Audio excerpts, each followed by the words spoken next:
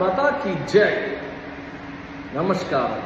నేను మీ ఆకుల సుబ్రహ్మణ్యం సతీష్ కుమార్. నేను తిరుపతి జిల్లా భారతీయ మజ్దూర్ సంఘ్ అధ్యక్షుడిని.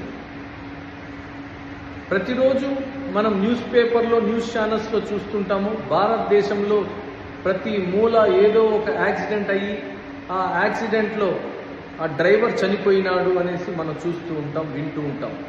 కానీ ఎవరు కూడా ఆ చనిపోయిన డ్రైవర్ కుటుంబం పరిస్థితి ఏంది అని ఏ ప్రభుత్వం కూడా ఆలోచించిన పాపాన పోలేదు.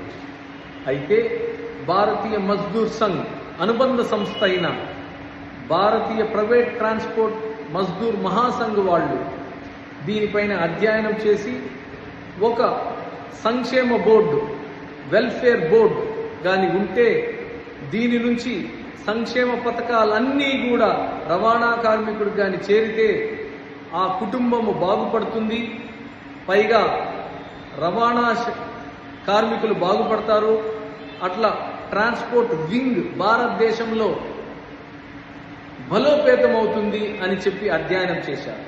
దీనిలో భాగంగా భారతీయ మజ్దూర్ సంఘ్ వాళ్ళు, భారతీయ ప్రైవేట్ ట్రాన్స్పోర్ట్ మజ్దూర్ మహాసంఘ్ వాళ్ళు భారతదేశం మొత్తం అన్ని రాష్ట్రాల్లో ధర్నా నిర్వహించాలా అని చెప్పి అనుకున్నారు.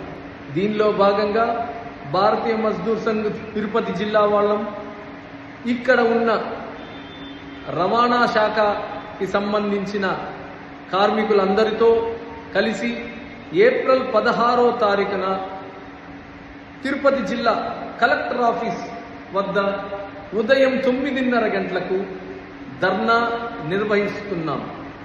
దీనిలో మన ప్రధానమైన డిమాండ్ వెల్ఫేర్ బోర్డు ఇమీడియట్గా ఏర్పాటు చేయాలి. వెల్ఫేర్ బోర్డు ద్వారా అన్ని సంక్షేమ పథకాల్ని రవాణా కార్మికులకి అందించాలి. Accident insurance, health insurance, life insurance ప్రభుత్వము రవాణా కార్మికుడికి అందజేయాలి. రవాణా కార్మికుల పిల్లలకు చదువుకునేదానికి స్కాలర్షిప్ ఇవ్వాలి.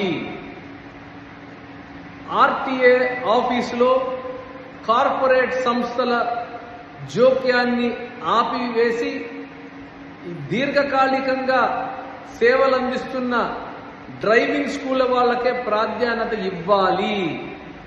కొండపైన, తిరుమల కొండపైన ట్రాఫిక్ పోలీసులు చేస్తున్న హెరాస్మెంట్కి వెంటనే ఫుల్ స్టాప్ చెప్పాలి. ఆటో నగర్లలో రోడ్లు, కాలవలు అన్ని మరమ్మత్తు చేయాలి. చెట్లు నాటాలి, వీధి లైట్లు ఏర్పాటు చేయాలి, మరుగుదొడ్లు కట్టాలి, తాగునీటి సౌకర్యం ఏర్పాటు చేయాలి. దూర ప్రయాణం నుంచి వచ్చిన డ్రైవర్లకి వసతి గృహం ఏర్పాటు చేయాలి. ఇటువంటి అనేక డిమాండ్లతో ఏప్రిల్ 16వ తారీఖున జరగబోవు మహాధర్నాలో రవాణా కార్మికులే కాదు, తిరుపతిపుర ప్రజలందరూ కూడా వచ్చి విరివిగా పాల్గొని ఈ ధర్నాని సపోర్ట్ చేసి ఈ రవాణా కార్మికులకి మనమందరము కూడా అండగా నిలబడి ఈ సంక్షేమ బోర్డుని ఎంత త్వరగా అయితే అంత త్వరగా సాధించుకునేదానికి వీలు కలిగించేటట్టుగా మీ అందరి సహాయం కోరుతున్నాము.